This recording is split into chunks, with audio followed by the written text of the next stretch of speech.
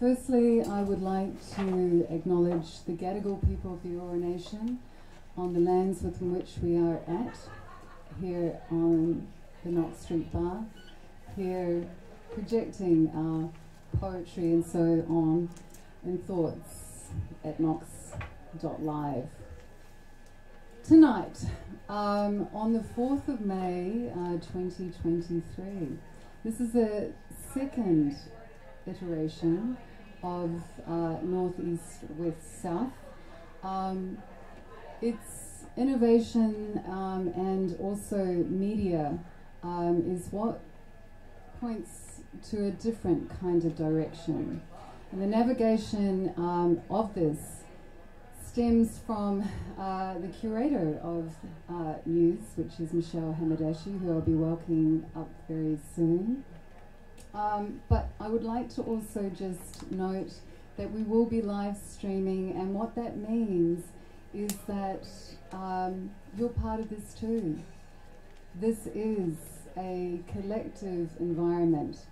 Everything that you do, including your smiles, energy of radiance, is recorded. We will have this document, a historical document, to forward on with us as we journey through time. And so that energy permits the news of the day, which is 4th of May 2023, and thank you for joining us here for this iteration.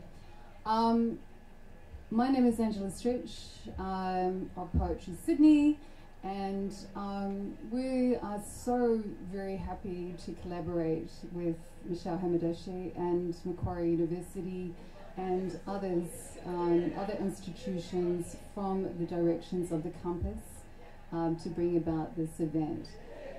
It is a development, and we are all tracking together to find out those discoveries of what technology can present and how we can mix the different media as we go through as readers, but also those that are progressing how we communicate in literature and art in general.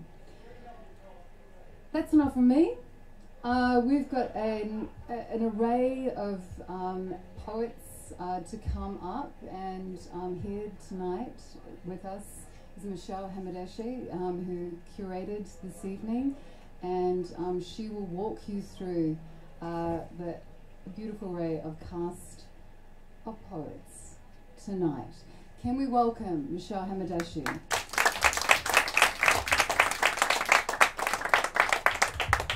And thank you so much, because as ever, Ange is so gracious and just the absolute most wonderful host that I could imagine. Thank you, Ange. And also, thank you so much to everyone who has come here tonight, because really it is just the most special thing to share a Thursday evening with so many friends, poets, filmmakers, writers, you know, and in a sense, I think, you know, that is the very beginning of a poem. Here we are, we're contained in this lovely little space, but it's so full of possibilities.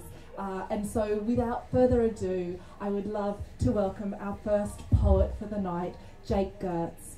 Jake's poems are moments of exquisite and fractured beauty, bringing together all the varied pieces of living into forms that feel like experience held, but gently, and to be shared. Jake, come to the stage. Thank you.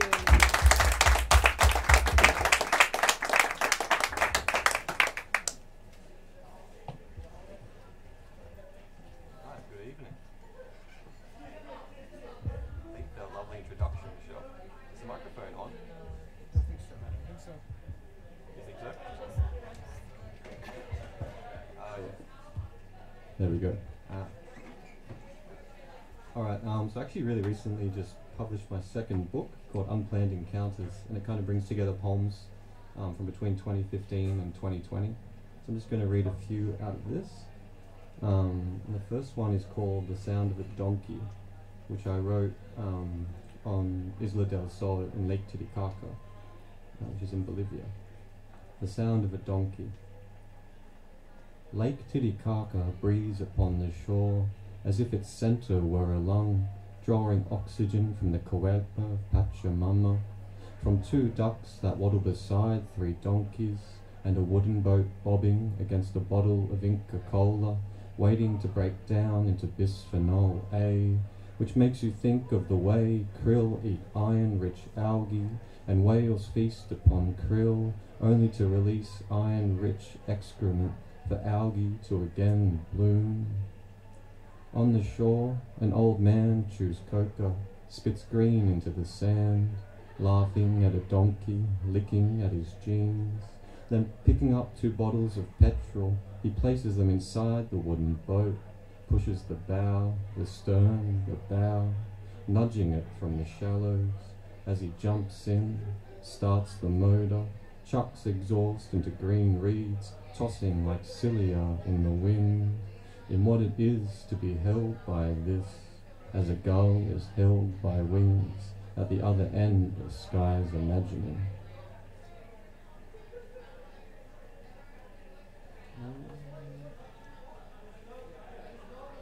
And this next one's called 4 for Amalu.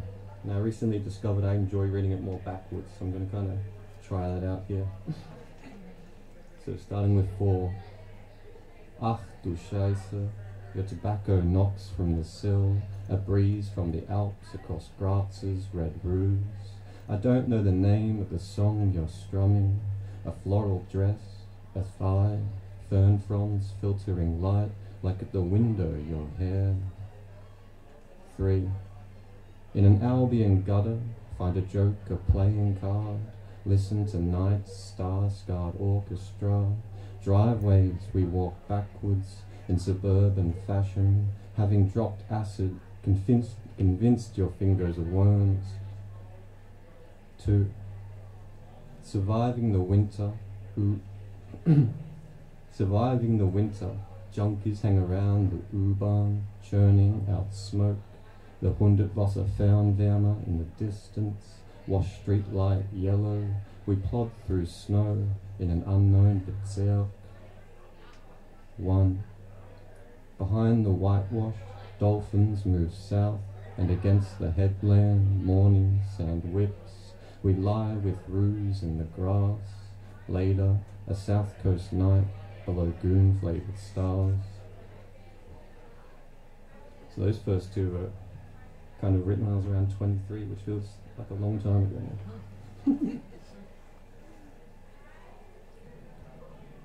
This next poem's from the second section of the book, which is kind of, I like to just think of them as sort of work poems. I wrote most of them sort of on the way to work, coming home from work, during work, when I was living up in Brisbane and also down in Sydney. And this is called the Cobalt Blues.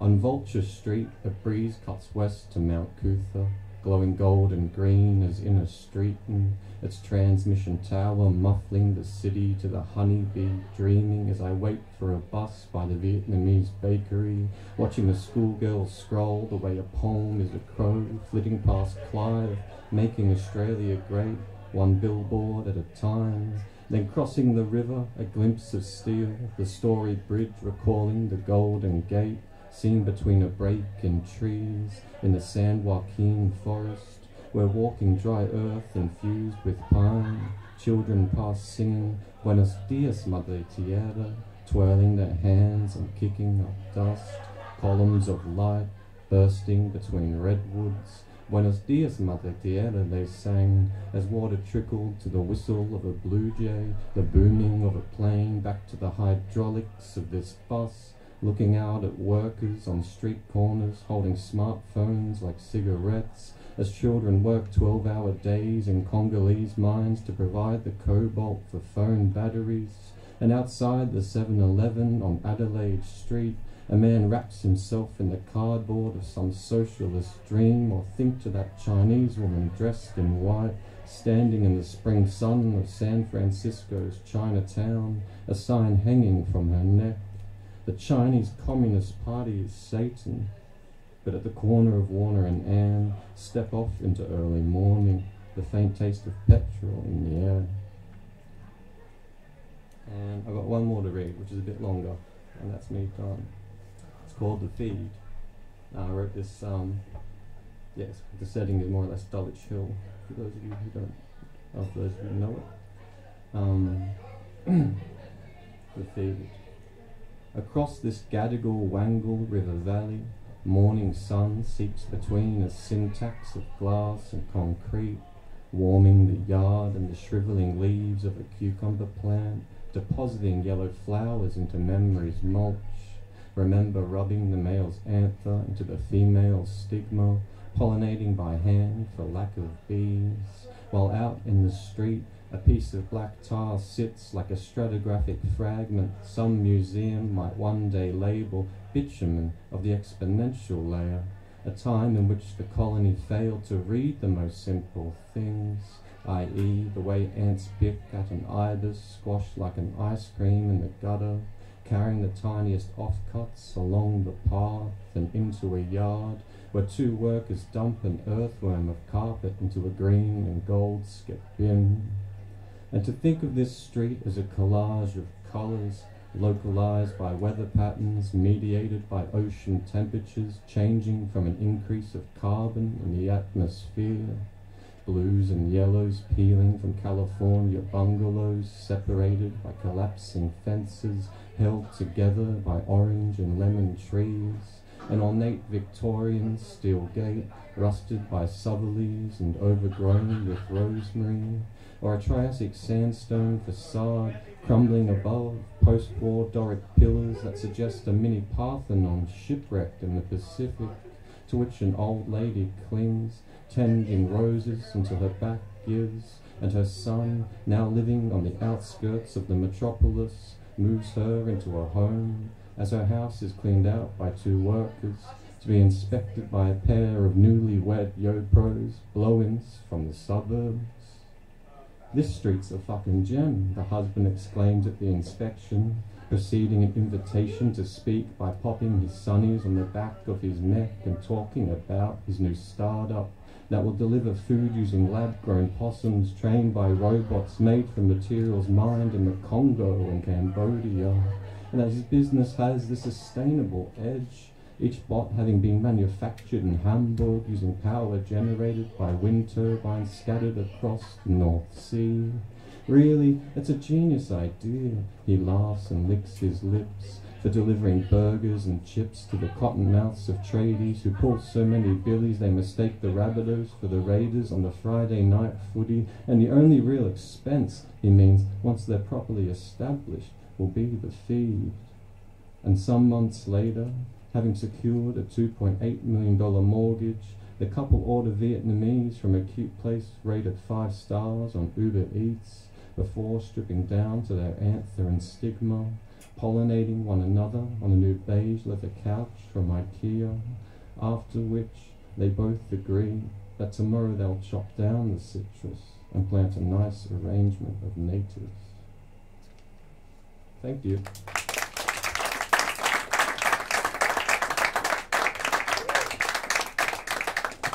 Thank you so much, Jake, for taking us so far and for saying so much. Our next poet this evening is Nandini Kathuria. Nandini is a poet who brings a fierce lyricism to her performances, brave, spirited, and so beautifully attuned to the power of language. Nandini, thank you.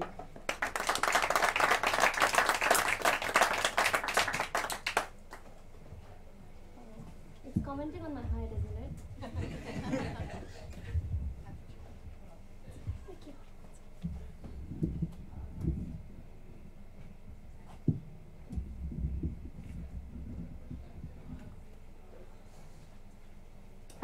It's my first time performing in Sydney, so thank you for being here for me and listening to this. It's just a humble request, if you find any part resonating, because I come from a place where we snap quite a bit, so any part that resonates with you, just snap through, encourages me quite a bit. This is me being very vulnerable and asking for encouragement. Could use that tonight. So my poem is titled, I'm otherwise a very creative person, but this one's about science. This one's titled The Speed Triangle. I don't know a lot of science, but I was taught speed is equal to distance over time. I have been tracing the edges of my hands, trying to feel how they would fit into yours while you drive down my favorite road again. We get a cheap donuts and coffee combo on a Thursday evening of the spring we lost. The pace of our relationship is a roller coaster ride, but all the downs bring the drop of our hearts to an echo. A rhythm is still trying to get used to the intensity of. But were it up to me, I would make this struggle a tad bit easier. I romanticize it. So I would reduce the distance between our fingers, slow down my thumb strokes on your hands, play with the wind in between, and let the speed drizzle out of the ride. It's really blurry for me these days. The past and future are twins who dress the same, and somehow the present is a distant cousin. A cousin I don't think I'm used to, a cousin I don't think I like. Because the past had us in one place, and the future will have us together at least once more. But the present, it holds us miles apart. Not just in distance, but in time. You see, love, they also say time is equal to distance over speed. This distance was at least an ocean and a half when we lived 7 kilometers away from each other. And now that we have the actual ocean between us, of course, we're afraid of what time holds against us. My watch has given up on telling the time. I've stopped wearing watches. Anything associated with the past and the future sounds just the same to me. Present is just the anxiety of not knowing the time. We can pine on each other but not ourselves. So our love sits in the middle of speed and time.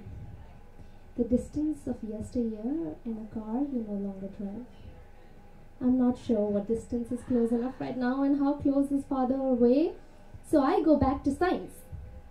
It says distance is equal to time multiplied by speed. The number of songs on the long drive we never went on, times how quickly we spent half a decade together. Except I don't think it's enough. I think I missed a digit somewhere. I'm bound to make careless mistakes. So I will take this as my cue to stop the tears. Create a balance of upstream and downstream speeds to quit running against time, mourning the loss of an irreplaceable calculator that reminded me every time that the answer will not change through manic manual calculations. It will continue to be an odd distance measured in spoonfuls within an ocean of sadness. I've pigeon-toed this new city, one foot in front of the other, moved my clocks 5 hours ahead of yours, and confirmed lack of speed in falling out of love. I've collected facts and facades alike, one of which claims that twins mimic each other unintentionally. So much to say that all I can do is find a formula to love better. Let the time drizzle out in hourglasses and not watches. To look at you enjoying the thrill of speed before freaking out. And wander off only far enough to know how to find my way back. I don't know science, but here's what I do. Speed, distance, and time. They're enough to find each other when one is missing. Thank you.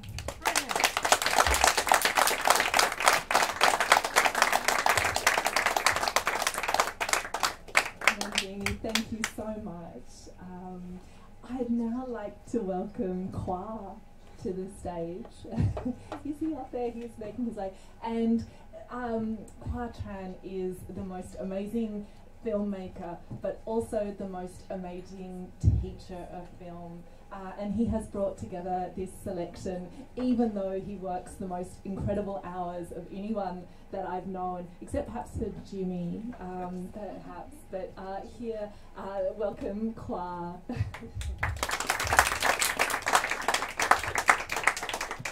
Hi everyone.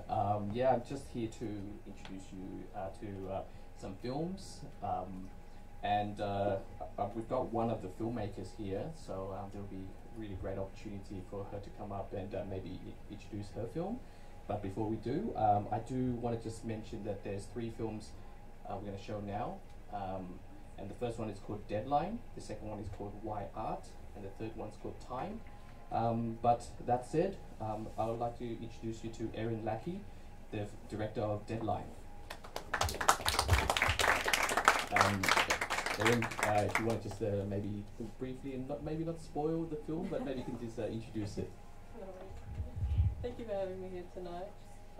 This film was the first project I had ever worked on before. It was the first time I had directed a film, let alone being behind the camera and in charge of a project that, even though it's not a very long time length-wise, it was a very long project to make.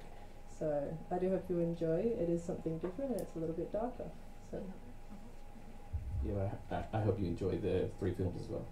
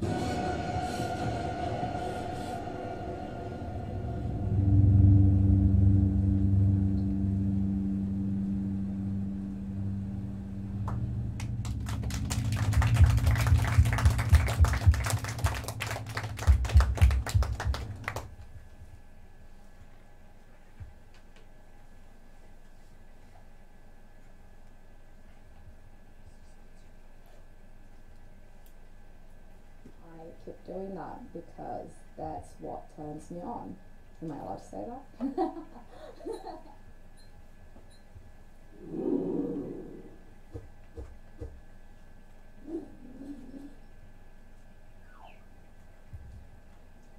My name is Giovanna Santiago. I was born in a small city near São Paulo in Brazil.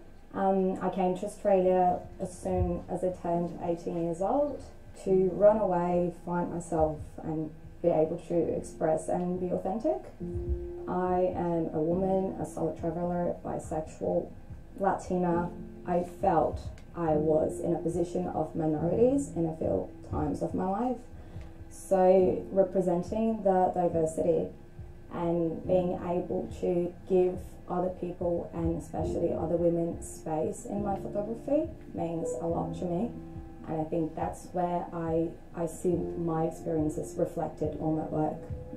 So I take those photos and I post and I want to share so people can understand that the world's different, that it's all about diversity, that there's no one color, one culture, and this is what it's magical about all of that. You know, there's so much to explore and there's so much to see. And the more we explore, you know, we open our minds, we expand how much and how far our hearts can reach.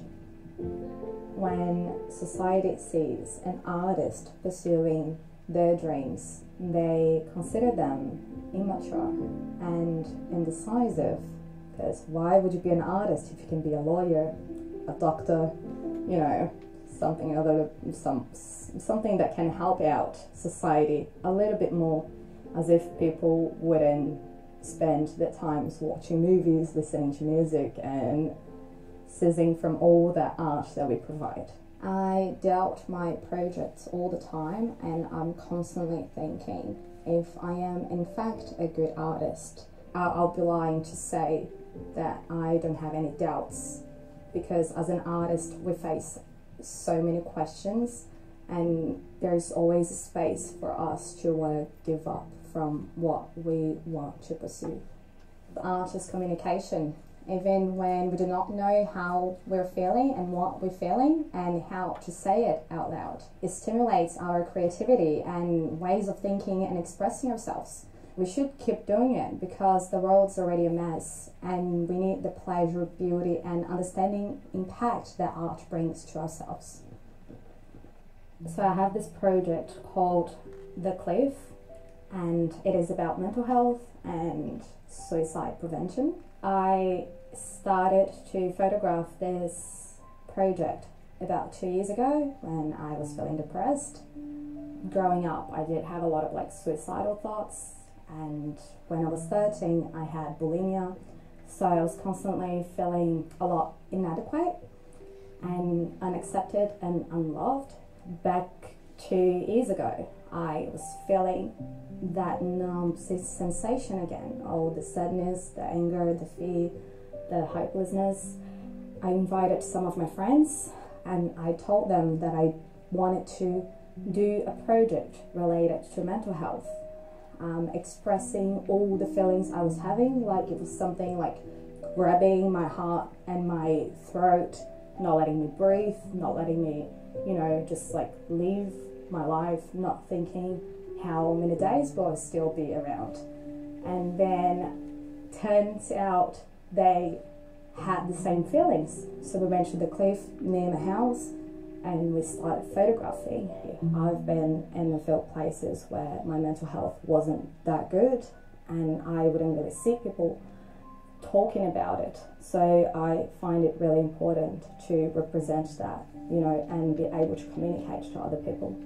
And maybe someone else who would be feeling the same would feel represented, like I couldn't feel represented whenever I would go to my feed and see stories and posts. Okay.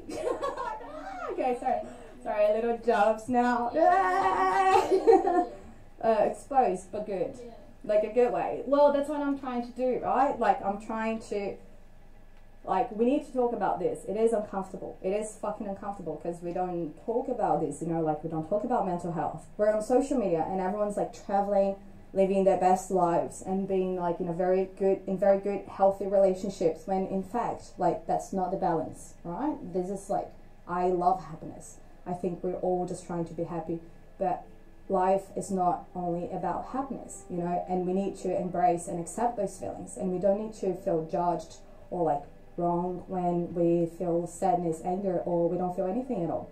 We just need to feel it and acknowledge it, because when we acknowledge that depression, anxiety, and all that exist, you can find a way through it with treatment, like therapy, like reaching out to someone that could help you, or reaching out to someone that could use your help, you know, not just ignoring it and hoping for the best, because people are committing suicide, whether or not you like that. So you might as well talk about it instead of just, again, hoping for the best. Art is fulfilling, and that's why I keep pursuing this, because although it does not support me full time, that's what makes my heart happy. And although that sounds like really cliche, that's what life is about, right? We're all constantly chasing happiness, and as long as I am touching other people's hearts and my heart, I'm happy with that.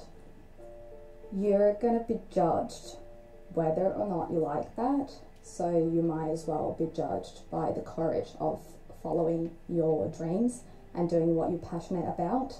So just trust your instincts and go for it.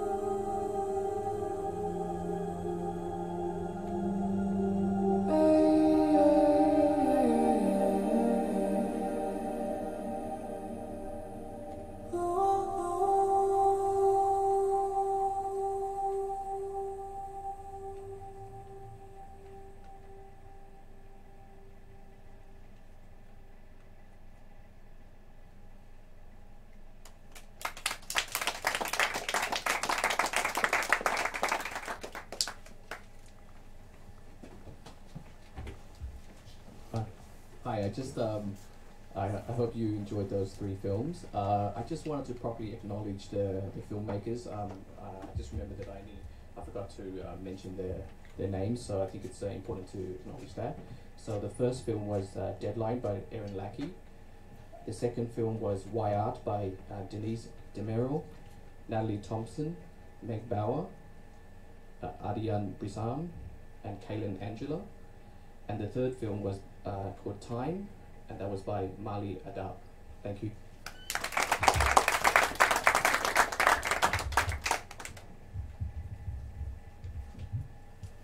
Thank you so much, Kwa, and thank you so much to all the filmmakers for saying so many things so beautifully and then sharing them with us. Thank you. Our next poet, and the last one before our intermission, is Gareth Cowley. Now, Gareth's poems are, he does the work of the labyrinth so that we don't have to do that for us. So thank you so much, Gareth, for all the wonderful poems, and please welcome Gareth to the stage.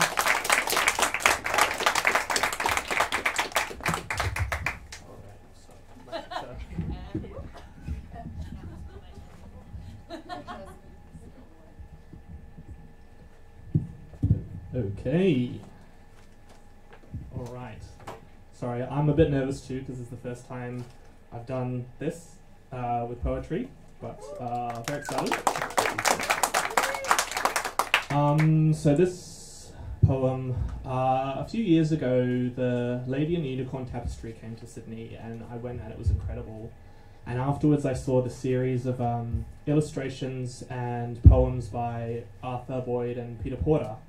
And it really stuck with me the way art can interact with art. And I thought, why not add a third layer to it? So this is called A Rich Red in a Dark Room. Faces pulled, slanted away from reality.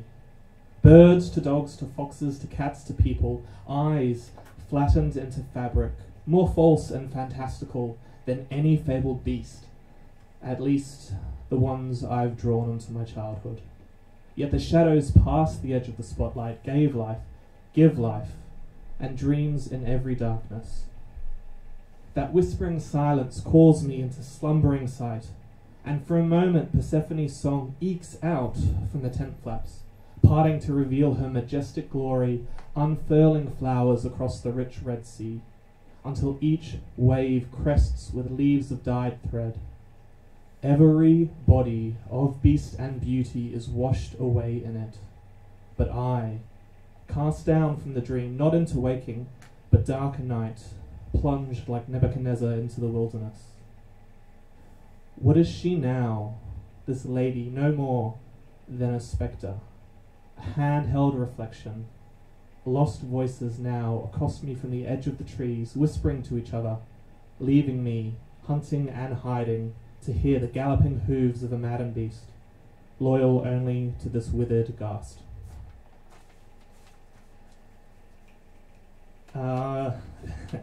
This one is called The School Pool.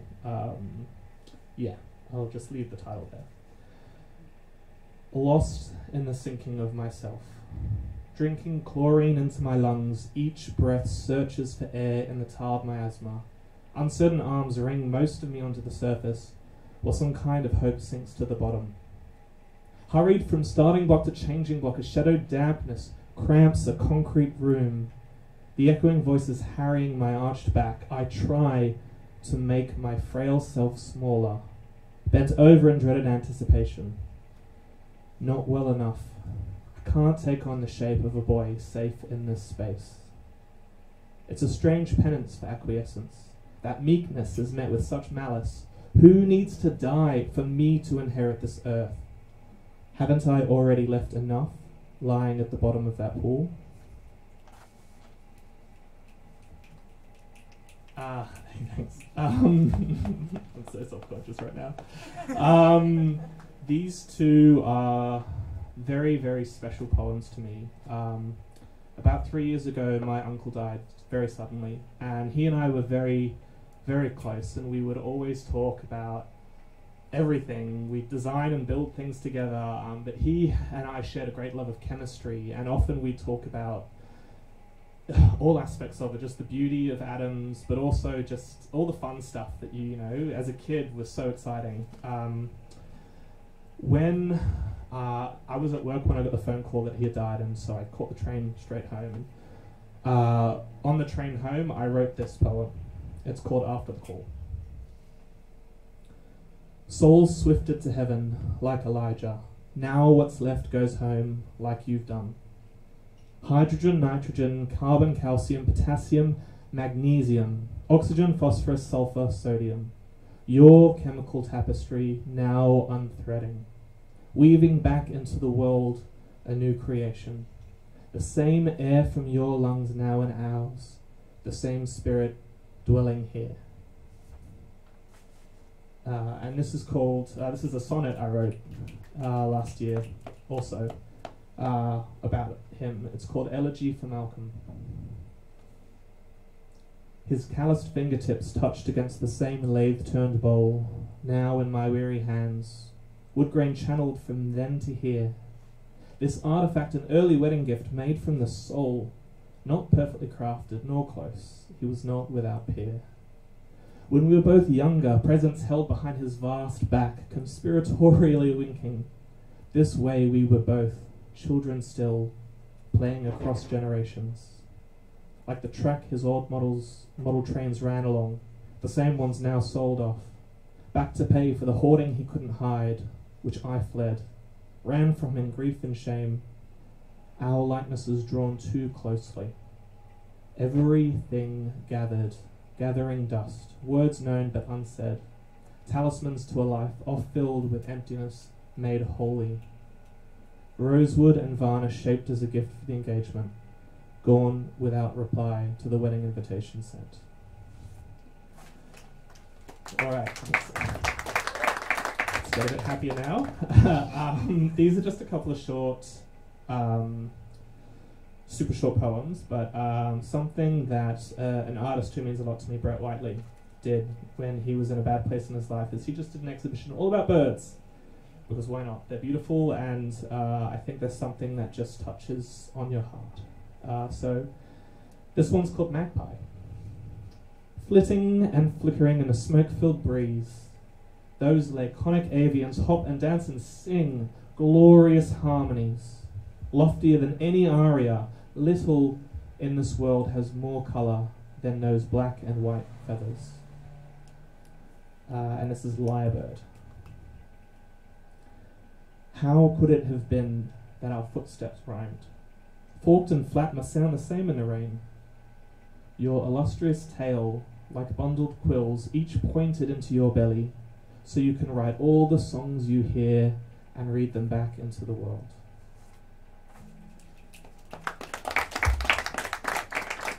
So this is my last one.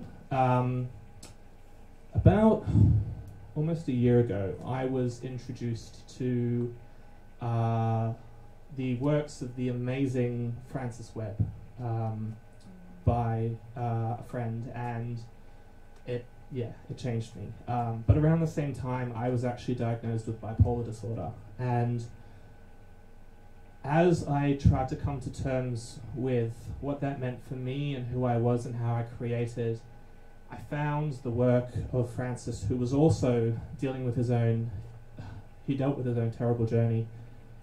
Something in that just gave me, not just a hope, but I think a vigour. So this is called Letters from Francis. My mania spoke to me in the dream where it danced on the beach next to you. Or were those just murmurings from my mind, lullabies woven out of the pinions torn from the middle air? There's a part of me still there, wondering and wandering, in the coal blue depths of the water, not dark like shadows, but heavy as an eclipse, ensconced by the cosmic warmth of the sun.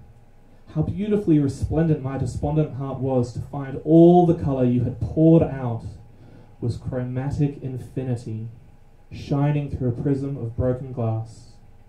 You showed me how a fractured mind isn't terminal. It just refracts the sounds around it into song.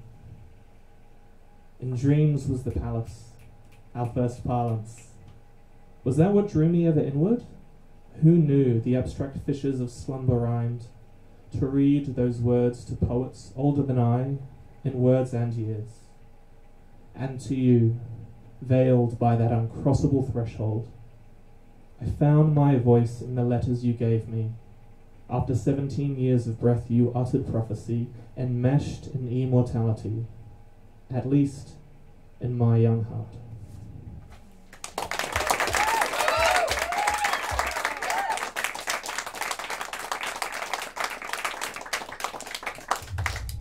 Gareth, thank you so much. That was amazing, beautiful and truthful.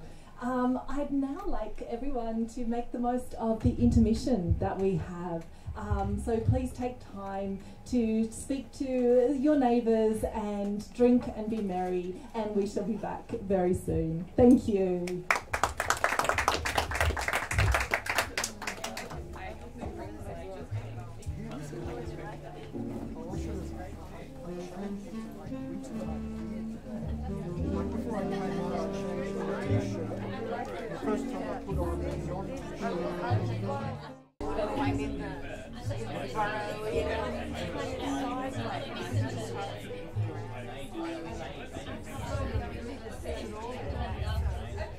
Welcome back to the second half of news. Just a little bit of housekeeping. For those of you who are sitting here and yearning for your chance to get up on the stage, there is indeed the option to come up after we've done and do some. We've got an open mic. You can come up alone, in pairs, in large numbers, whatever makes you feel comfortable. But for right now, I'd love us to warmly welcome the marvellous Anne Casey. Anne Casey's poetry is an incantation, a heady mix of music and wit, heart and soul, the brilliance of an Irish poetic tradition made new and wholly hers with her life on Antipodean shores. It's such a great pleasure and honour to welcome Anne to the stage.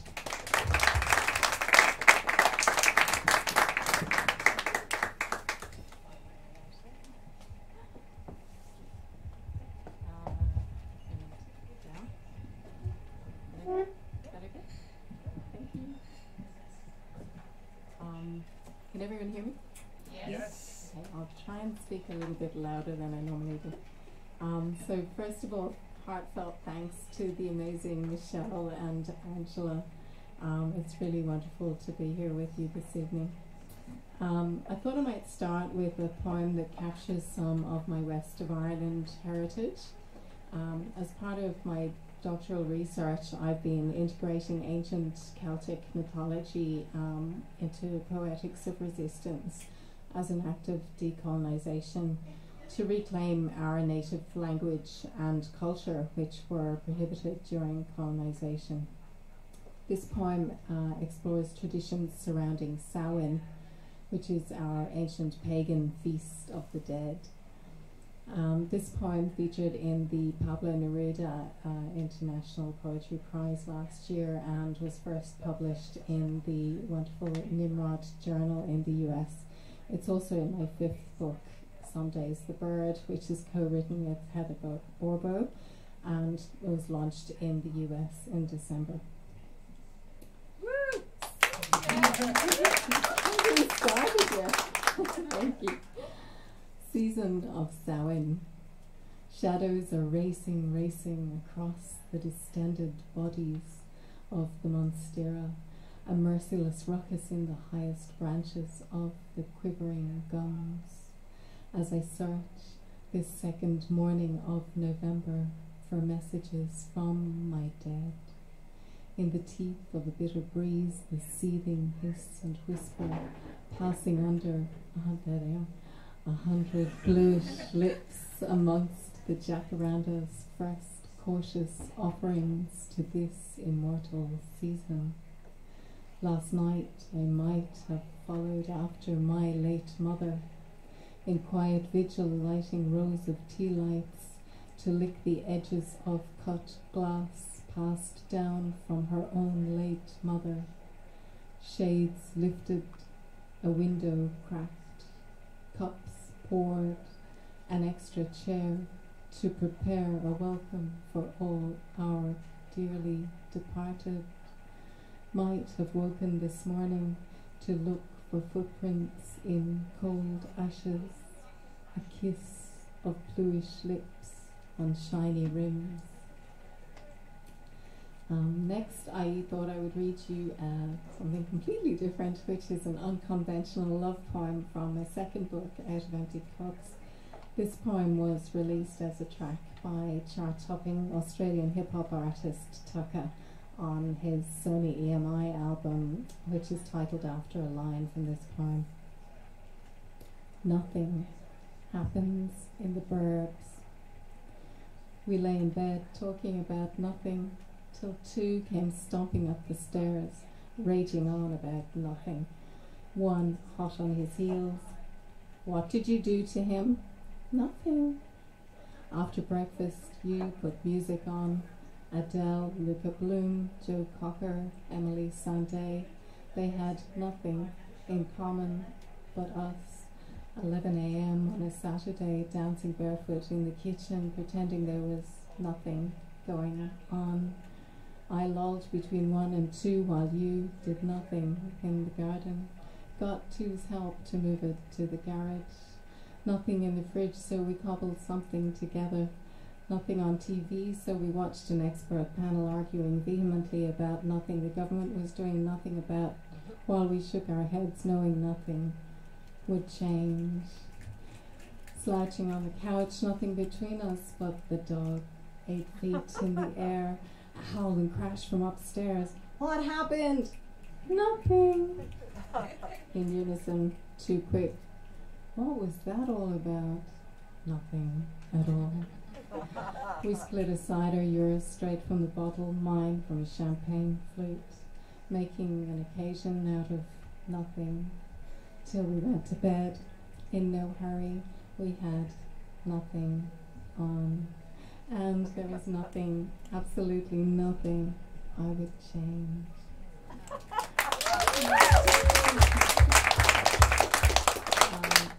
There are, of course, many other things I would change, and they quite often find their way into my poetry. I write a lot of eco-poetry. As a former environment journalist and as a mother, I worry greatly about what legacy we're leaving behind. This short eco-poem is from my third book, The Light We Cannot See. The BBC reports, for the first time in history, man-made materials now outweigh all life on Earth. I am a child of wind and rain, stone and bog, stratified silt slipping slowly into relentless seas, too long gone now from the elements that shaped me, too far from my childhood shore.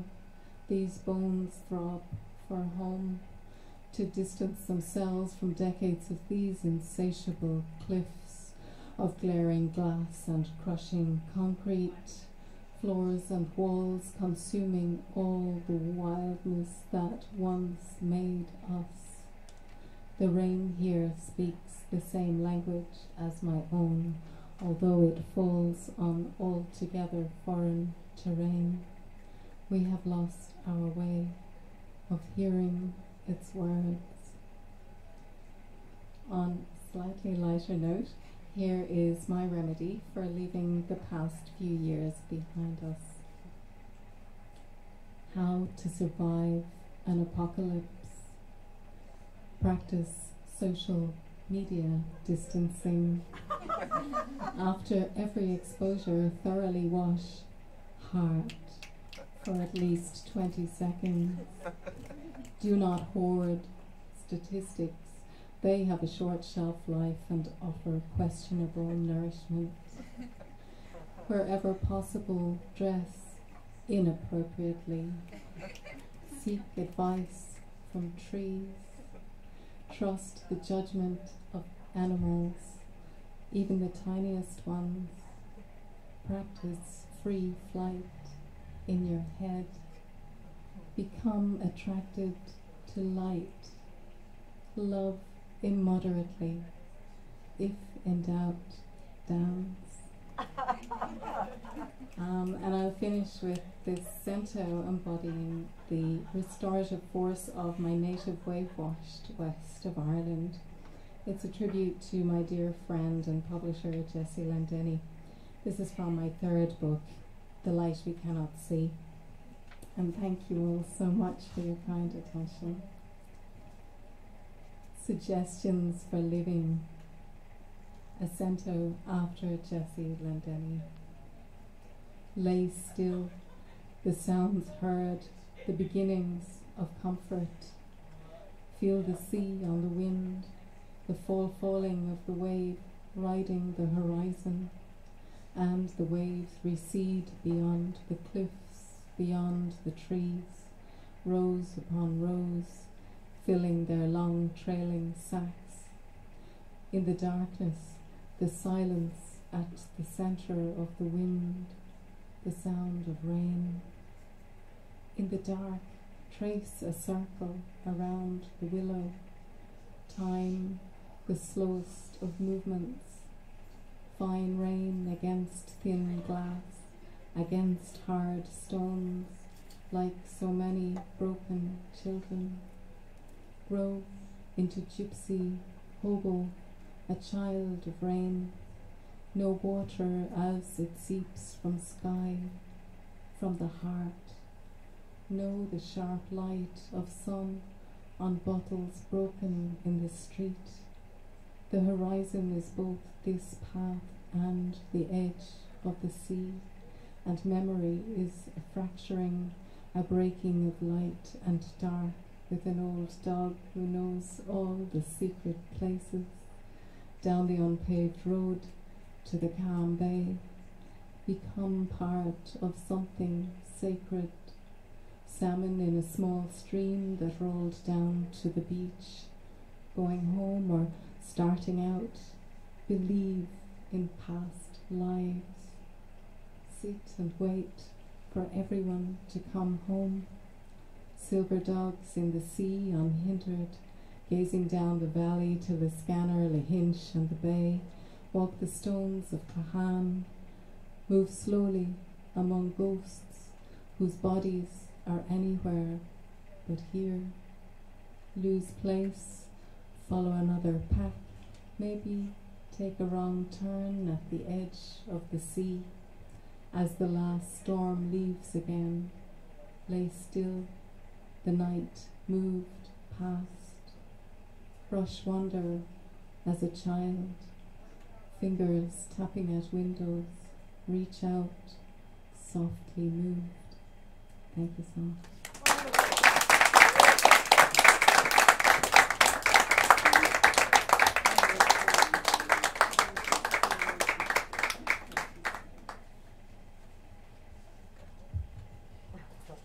A huge thank you to the wonderful, gifted, generous, and marvellous Anne Casey.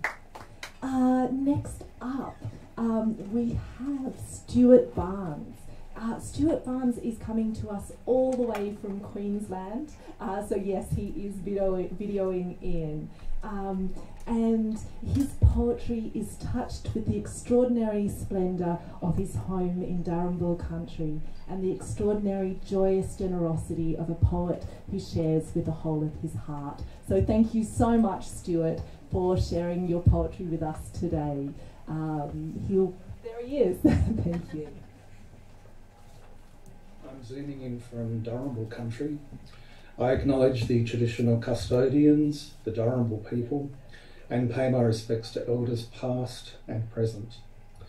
Today I'll be reading some poems from my new collection, Like to the Lark, out through Upswell Publishing.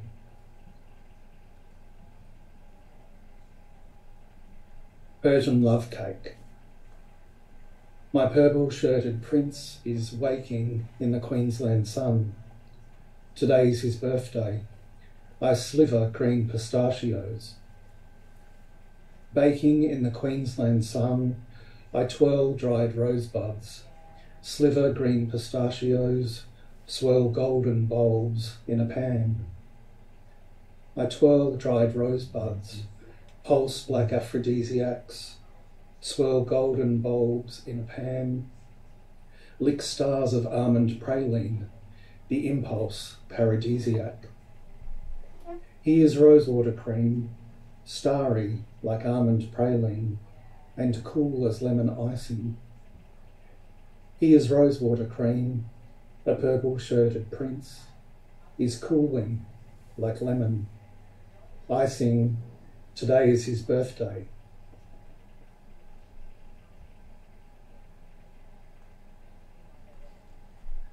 This poem's about a plant, the aloe mighty orange, from its own point of view. Duplex. In winter I swing mighty orange bells. Honeycombers and honey-eaters glow.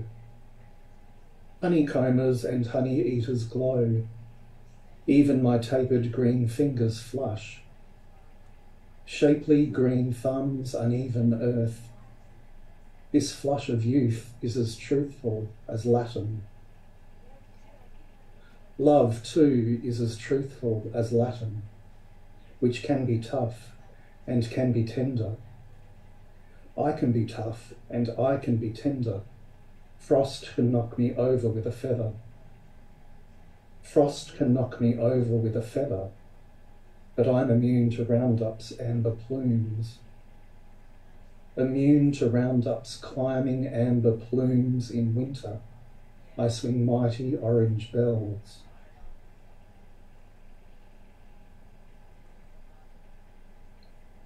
Transcontinental truth guzzle.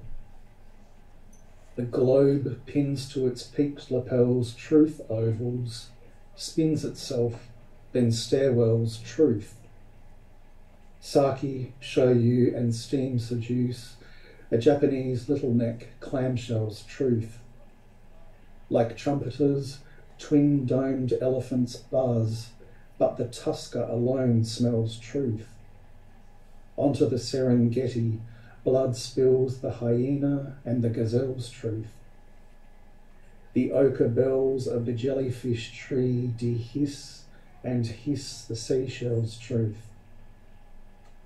Only banana leaf wallpaper grasps the Beverly Hills Hotel's truth. Illusion belts out who's afraid of Virginia Woolf, then well's truth.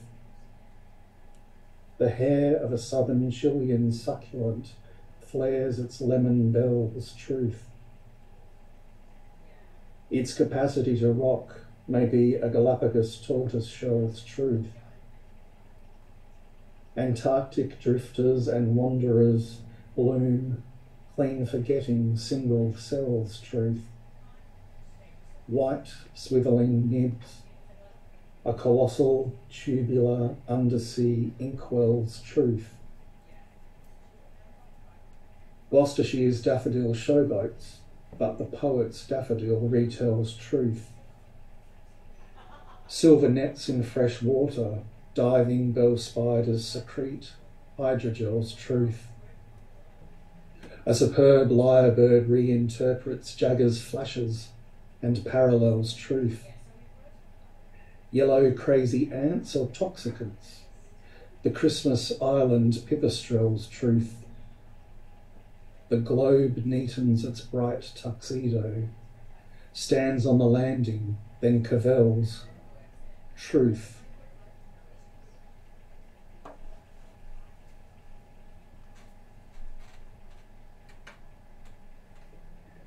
Dust bunnies.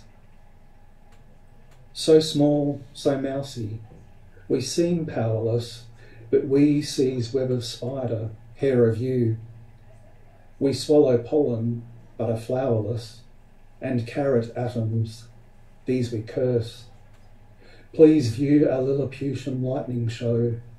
Wasp stings, red bedbug beaks, and cockroach claws are sung as if by Shakespeare's sisters into strings that in the night go bump, so hold your tongue.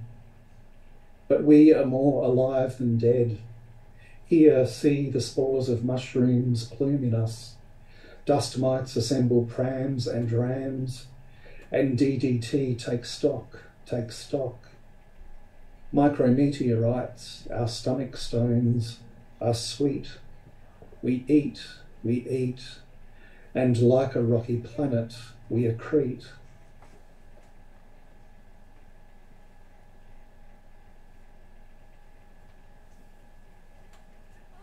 This poem is a cento from Martin Harrison's last collection, Happiness, and it uses one line from every poem. Happiness for Felicity Plunkett. Transformation happening as if marble turns to flesh. Everything you give off moving faster than purest desert light, taking on a bluer tinge, a sculpted shape, and you enfolding the world like it's a shape more familiar than air, opening up exactly what's required, making a mountain out of gravity's falling tissue, reorganising, how the heat takes over, gliding over stone and the shadows of those passing the hillsides like a breath drumming its fists on the veranda roof, and certainly patching up those palm tree tops with far-off cumulus. Carrying the thought of you, the touch of you, body held explored, crotch and cock, how you look at me, how you look back. Outside the window, honey eaters, blue wrens, bouquets of white cockatoos bursting from the leaves, their speed so fine they look like dark flames. A drover playing his harmonica to the flesh's range, immense like Australian sky. Words turning out later to be the simplest thoughts. When I was born like a ghost or a short, quick river into country without water apart from winter rain, shaping and reshaping sideways through winter sun's white light, recalled just now. A neighbour. What are they doing out there? Dropping a trailer or a drum. Knowing the world's renewable despite each paid-off politician. On a backdrop of night, they know nothing of life's burning colour. Suddenness which takes my breath away, the slow dissolve, daybreak light on leaves like broccoli leaves, the poem for you meeting the air, the last view of the sea. We farmed it like we were angels.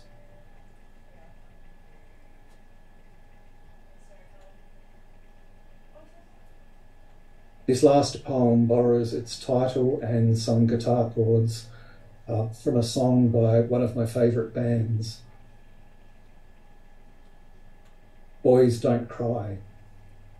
Once upon a time, a boy leapt into a poster's figure, a boy. Flamboyancy. The boy was teased for teasing his hair. Nancy boy.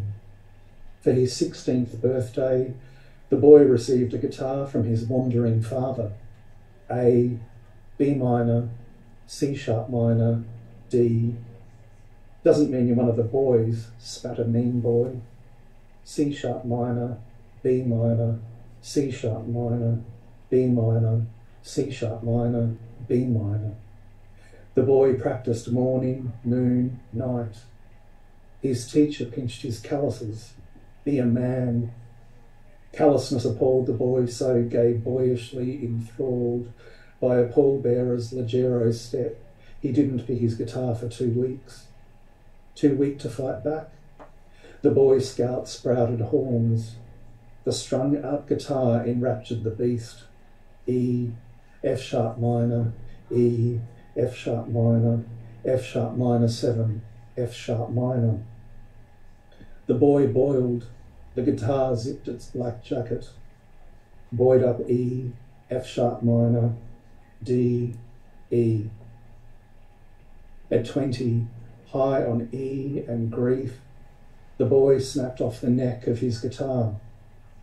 Oh boy, said the boy's boyfriend, boys will be boys.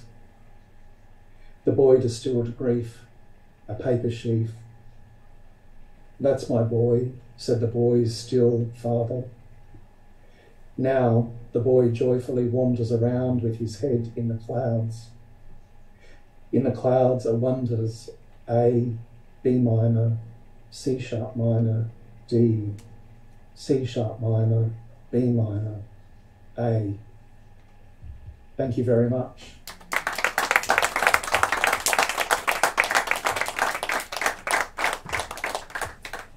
Thank you so much. It was wonderful to have Stuart with us tonight. But next up, I'm going to invite Choir back up to the stage to introduce our last two videos for the evening.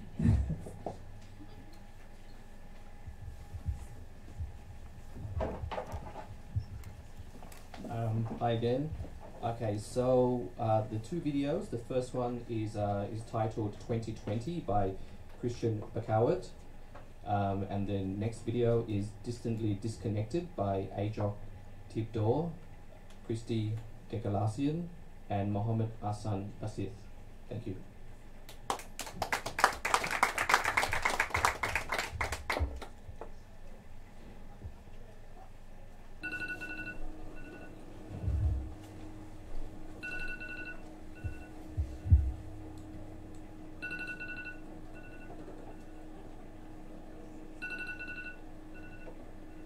Life is going to continue to change as we deal with the global coronavirus. I was a fresh university student who only had 3 weeks of in-person classes before we started to have online lessons. And every day since then it had been the same cycle over and over again. Just wake up, go to class, find something to do in the middle, and maybe even study or do my assignments. This boredom and repetitiveness encapsulated my life. I couldn't see my friends, I couldn't visit any family, I was just stuck at home with my computer and my thoughts. At the time, a new game had just come out named Valorant. We were so excited to play it because, well, first of all, it was lockdown, and second, it was the type of game that we definitely would have liked. Lockdown was a cycle. Played games and played some more games. For me, it literally came to the point where even video games were just completely boring for me. Getting on my computer every morning, I would also load my online classes onto my laptop and just put it to the side where I would just watch videos for the entire duration of my classes. I have to admit, I didn't pay much attention to some classes. With the temptation of my computer in front of me, it was hard not to put the computer screen to the side and do something that I think was more entertaining. I didn't know whether to blame myself or COVID for my boredom or my short attention span. At times I tried to occupy myself by learning new things. I guess that's one of the better sides of COVID. I learned to appreciate music, that one plant I had neglected because I had forgotten the days that just quickly go by, and I'd also learned to appreciate my friends that had kept messaging me, making sure that I was alright in this time. I even learned how to code websites, and I have to admit that it was something that I quite enjoyed, but now it just proves to be irritating. It seems like the right amount of annoying to the point that it allows you to explore and learn some more. Throughout this time, I've been taking naps during the day because I had been playing games so late in the night, causing me to sleep very late. Honestly, I feel as if it had been the weirdest period of my life where time didn't matter and I didn't have much of a care in the world. Almost nostalgic to when I was just a child in primary. The cycle repeats from when I wake up close to noon to when I fall asleep at around 3 or 4 a.m. in the morning. And now that COVID is kicking back up, I don't even know if this next chapter will be exciting or will just be complete boredom.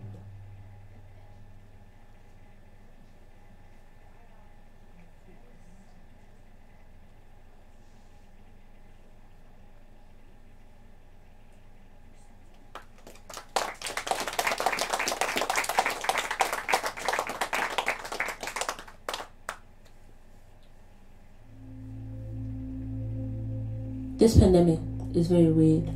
I felt calm at first, but now I'm more scared than ever. Too many people with different emotions and situations.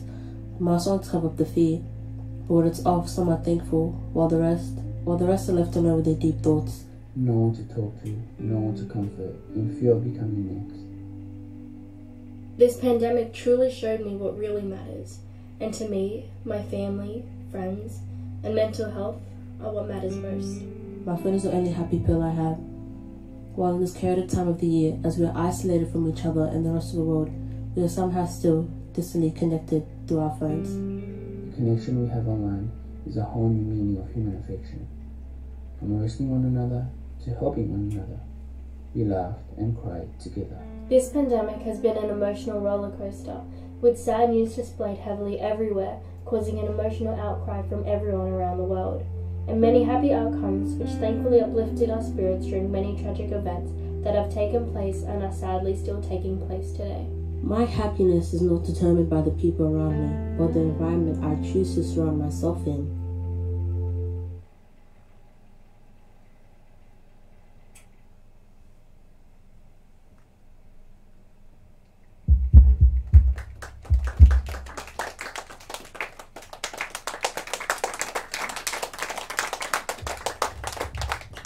Thank you so much, Kwa, for bringing those films to us. And I think maybe just for reminding us why it's so special to be able to get together again. So I would now like to welcome the wonderful Isla Winterburn to the stage. Her poetry is full of light and wonder. Isla, thank you so much.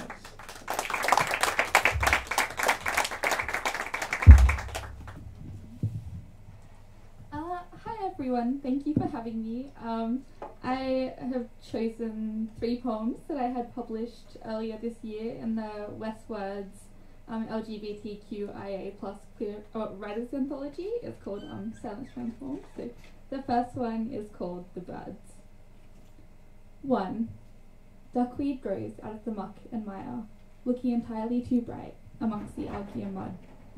A ripple spreads, water disturbed by a gust of wind or the flapping of feathery wings, by a ghostly raindrop or an invisible fish, consuming her entire world in one big gulp. Stillness is unnatural, like the collection of bottle caps I once found on the beach, breaking down amongst the broken shells and stones. Plastic has a half-life of 1 billion years. At least, that's what I've been told. 2. Once I dreamt I was trapped inside a well. My father loomed above me, with talons and a beak. She pecked at my scalp until I could not see for the blood in my eyes.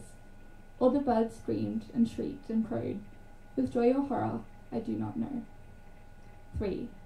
Birds are like Jesus. They walk on water and subsist on fish and bread. They pray for forgiveness or salvation, or they eat their prey, and they pluck out their own feathers as a form of penance. I am like a bird. I squawk and I pray, and I pluck out my own feathers, but I cannot walk on water. I am not quite holy enough. I do not think I'll ever be holy enough.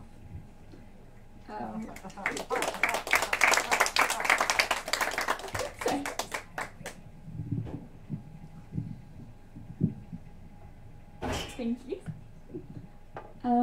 My next one is pretty short. It's called Nymphet. Poor Nymphet, locked away in her turret of decay. A penumbral shadow covers the moon that illuminates the red running down her trembling leg. The miscarriage of her childhood lays fetal at her feet. Her reflection startles her. She didn't see herself standing there. Perhaps she forgot her existence in the face of the moon.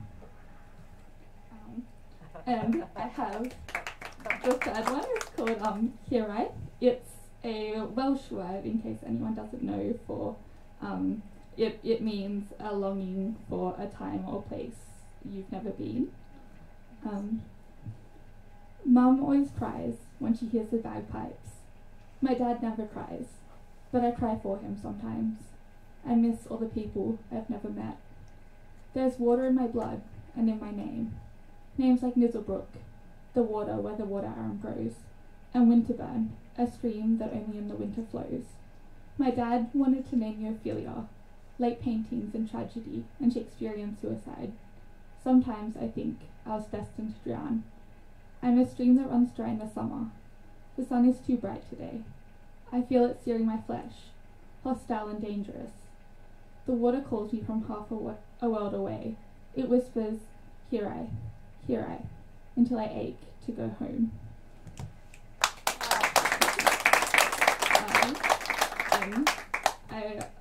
think I might end on a slightly happier note. I have another short one.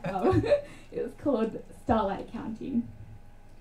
I found my God in the spaces between the cliff face and the sea. Counting grains of sand in the moonlight is where you'll find me. I got tired of envisioning sheep. I needed the salted air to clear my lungs. I needed the tide to cool my bones. I wanted to wander the earth without fear after nightfall. I wanted to wander alone. Thank you.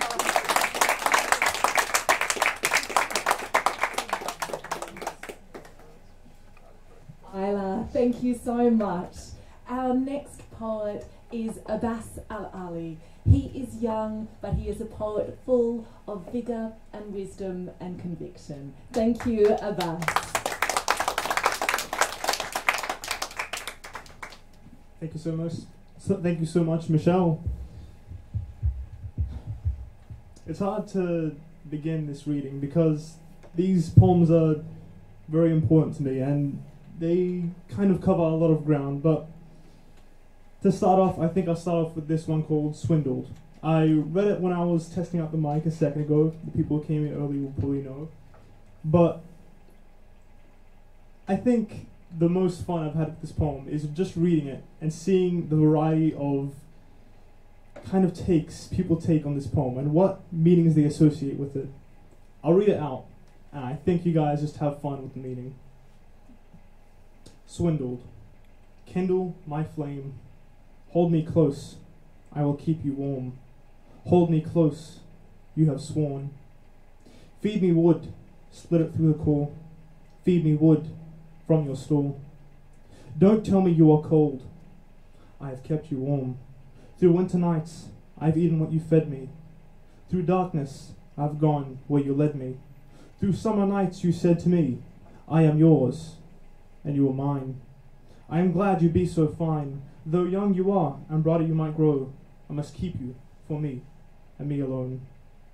But now as my flames grow weaker, and you grow old and meeker, why is it you grow tired of me, when you alone are responsible for the flame you kindled? It is I who has been swindled, I whose flames have dwindled. I did not choose to be kindled. I have been swindled. This next one is a bit heavy. I think the reaction I usually get after this poem is, are you okay? But it's a very important poem to me. It's a poem I wrote after I had a very intense therapy session with, obviously, my therapist. And I never realized how much the trauma of my childhood kind of loomed over me and affected me, even in the present. But this is how I interpret my childhood.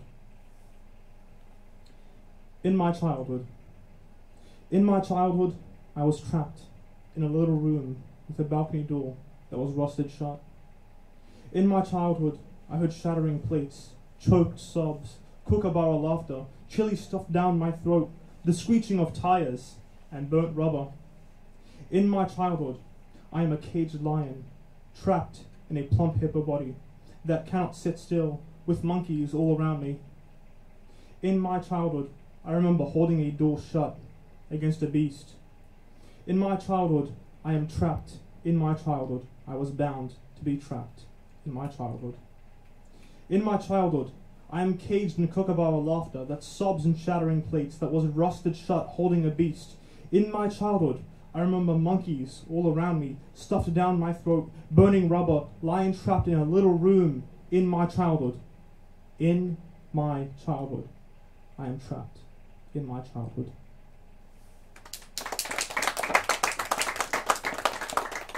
Go get therapy, by the way. This next one is Black Dog. And I'm sorry to end this on a sad note, but this poem is also something I wrote after therapy. If you couldn't tell, therapy has helped me a lot. But this is a poem about depression. And it was more so me personifying depression so I could finally try to move past it. And I like to think I succeeded. And this is the final product. It's called Black Dog. There is a black dog in my home. Nobody brought him here. I woke up one morning to the wind knocked out of me and found him on my chest. I pushed him off, and that's when the barking started. He barks. He barks at the picture frames hung on the walls and the blank pages on my desk. He barks at the birds in their high branches and the bees in their busy hives. He barks at the mailman. He barks at each passing car and swaying blade of grass. He barks, and nobody knows what to do. I've tried taking him for walks, and I've tried playing games with him, and I've invited friends over to see what they can do about it. And I've gone to doctors and psychiatrists, counselors and bowling alleys on Easter Friday. I've gone to sporting events, to teachers and poets, and the church across the road, and the mosque a little further down than that, and the KFC after that. But this black dog just won't stop barking. I've hung posters and seen pretty women and beautiful men and all the pretty dolls in between in hopes that they'd know that they'd finally find some way to shut him up or take him away. Something. Anything. To get this godforsaken mutt off my hands. But nobody wants a black dog. And my friends tell me not to worry because everybody loves a dog. You'll find someone who'll take him soon, one way or another. But the neighbors slam their windows shut in response to his lonesome cries, and the cars honk their horns to drown out his pleas. Drown out his pleas. Drown out his pleas. Drown him out, please. I can't sleep at night when he sits on my chest, putting his full weight into those claws that bury into me, and it's like every morning he gets heavier, sinks those claws deeper, heavier and heavier, deeper and deeper, until, more often now, I just let him be. The weight of him caving my insides in, snapping the rib bones, slashing my guitar strings, all in the name of silence. More often now, I lay in bed with that black hound caving in my insides, bleeding me dry, and people prefer it this way. It's better this way. It's clear that nobody wants to hear this black dog bark, and it's clear that nobody wants him, and it's clear more than anything that I'm his final resting place. And it's okay that when I need to use the bathroom, I hear my heart slap around, swinging loosely inside my empty cavity that I once knew as myself. Like a happy little kid on a swing, with my xylophone rib bones conking inside me. And it's okay that I piss blood when I unzip, and it's okay my phone blows up with phone calls from friends asking me what's all the fuss. We haven't heard a bark in 3 years, and it's okay when I laugh with them for a bit before getting back into bed, with that black hound so big and so heavy that I can't see the ceiling. And it's okay. It's okay that I will forever have this black dog in my home, covering the ceiling. And it's okay he barks. It's okay.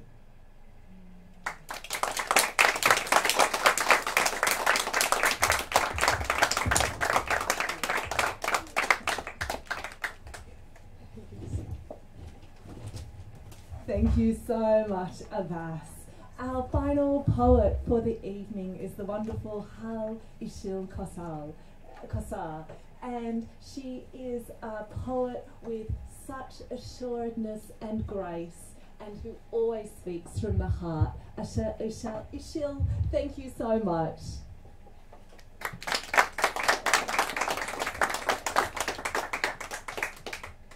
everyone. Okay, I need some help with the mic. That's beautiful.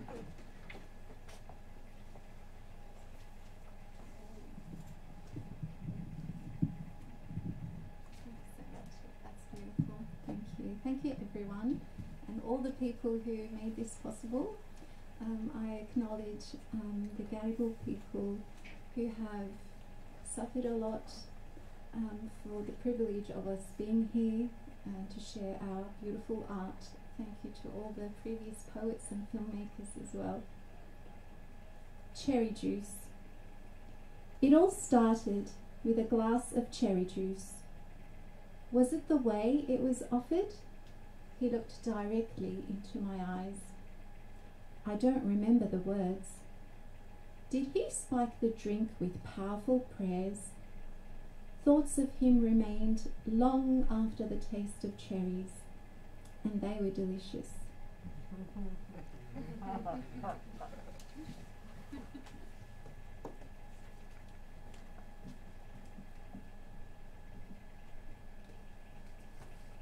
My language. I have never met my grandmother. a drawback of migration. But I know her from Language of Land. I know that shaman face, I know those almost blind eyes peering from photo frames to watch over me. Her voice, part virago, part morvenine, tells me secrets as I lean in. She tells me about harvest, how sour cherries are picked without their stalks, how to string okra and peppers on twine so they shine like necklaces on rooftops, how chestnuts' prickly husk splits open when nuts are ripe, just like us. She warns me not to pickle or have sex when bleeding. She tells me to churn ayran in big terracotta pots. She says a woman should be cheeky with her man and ask him to taste the froth, lick the white from his lips and take his salt.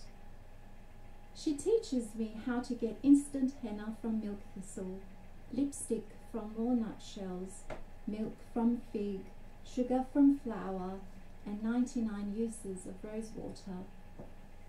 She leans close and whispers tales of black magic and the evil eye, prescribes holy verses and talismans in triangles to break spells. She blows prayers on my face. She feels so close I can almost feel her spit. Come back to the village. Light the fire. Let the smoke reach me in heaven. Maybe I should be afraid. She could be a ghost. I listen instead, so I can also scare my granddaughter whom I haven't met yet. Thank you, guys. It's okay, you can clap at the end if you want to. Short hair, long earrings. In a poetry circle I attend, there is a woman with short hair and long earrings. She is very smart and uses words like abstruse, fecundity, prurient, words I Google on my way home. But she never says welcome. The neighbourhood. Today I miss the door to our Turkish house, the way it used to creak as it waved back and forth, bringing people, milk, eggs, bread, fruit. Doors are different in our neighbourhood here. They are hidden behind floral beds and iron gates, alarms and signs. Here, doors can't be knocked without an appointment. Aware of the neighbour is the dog. Aware of the dog is the neighbour. Unaware of the neighbour is the neighbour.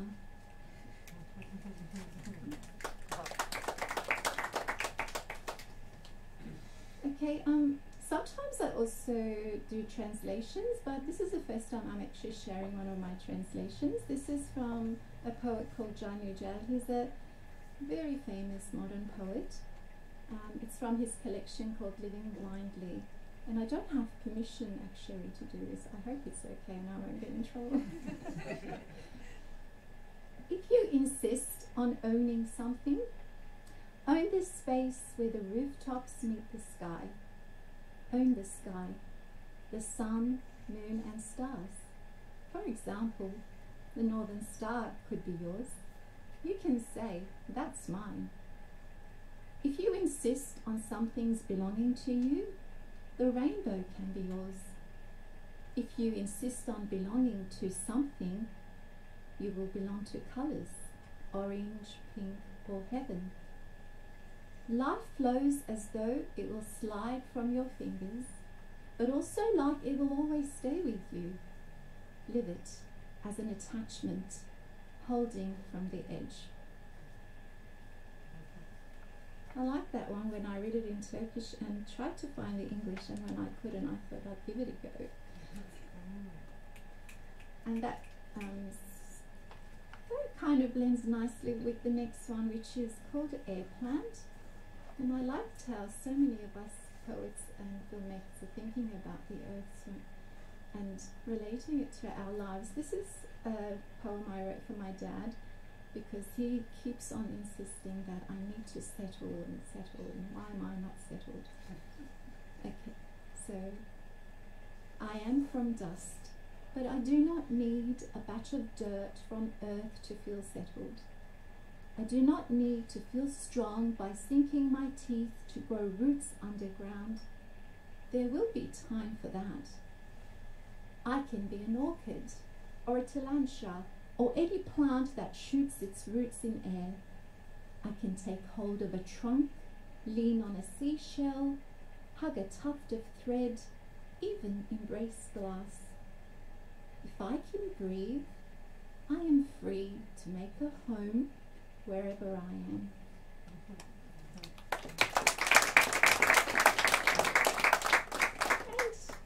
And I'm just going to actually end on a funny note, and I hope that my wish would be for this next poem not to be recorded, but there's nothing I can do, okay?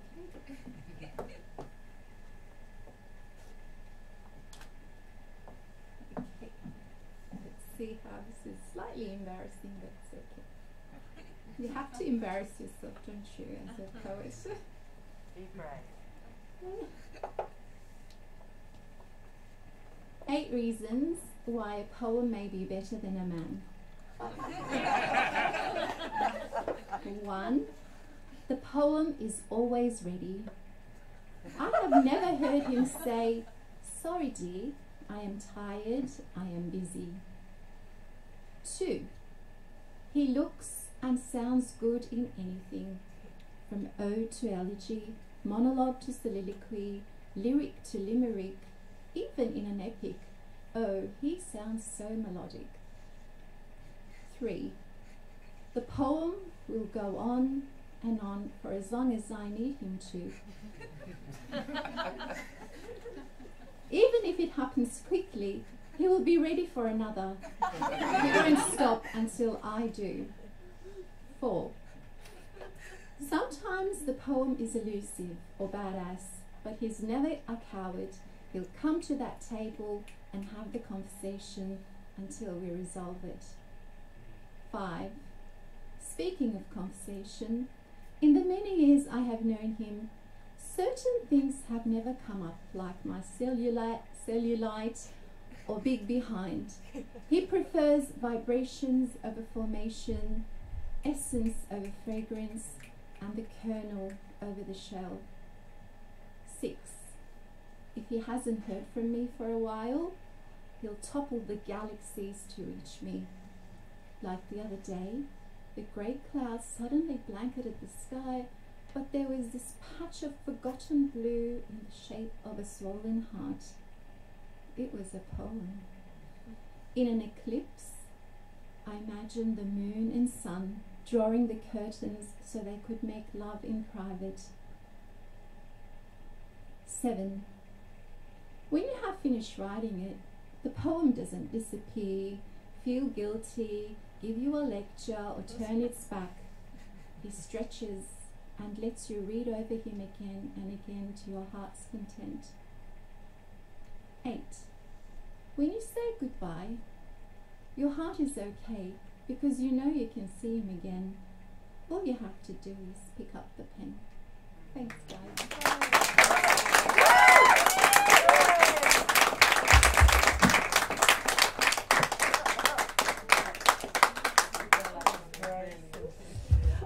Isil, thank you so much. And this, an enormous thank you to all of the poets who read tonight, to the filmmakers who shared their films. Each of you have given us so much more than we could ever have asked you to give, and you do so with such generosity and with such beauty. Thank you to all of you. It meant a tremendous amount to us.